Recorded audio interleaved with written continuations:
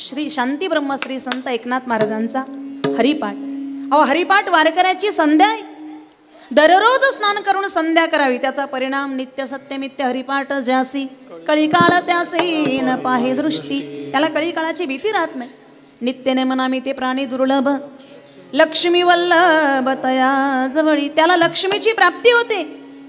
नित्य नामघोष जयाचे मंदिरी त्याची काशीपुरी तीर्थक्षेत्र. त्याचं घर काशी तीर्थक्षेत्रासारखं पवित्र होतं.